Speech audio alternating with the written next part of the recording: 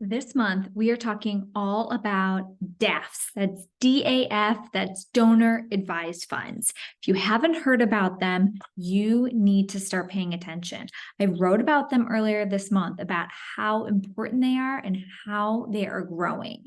The trends in philanthropy are changing like crazy. The past few years, it's been up, it's been down. We still don't have a great sense of knowing how we will move forward.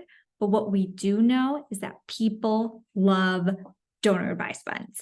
And that means if you're at a nonprofit and you're trying to raise money from individual donors, you need to focus on donor advised funds. Why? Because while numbers of dollars that are coming from individuals actually went slightly down, especially when adjusted for inflation from 2021 to 2022, again, the pandemic was receding, money towards donor advised funds has actually gone up. And that we are seeing those trends are continuing on.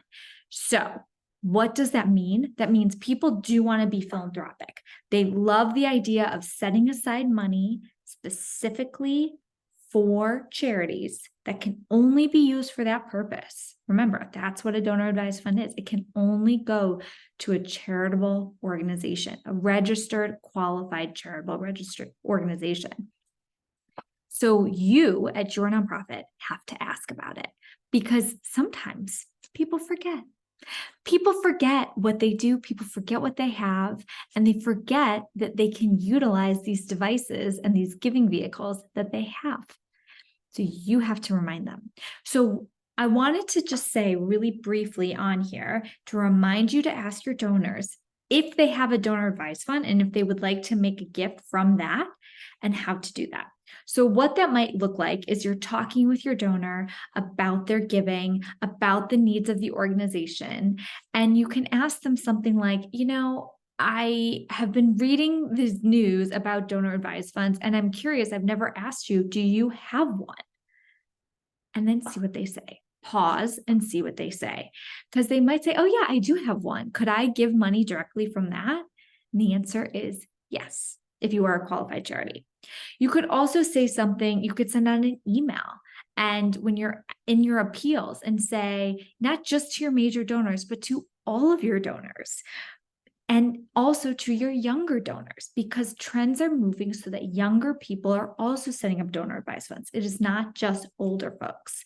And it may be that people who are giving $50, $100, $500, they actually could give more because they've already set aside this money for a donor advised fund to go to charity. So ask all levels. Make this a priority. This is going to continue to be of importance.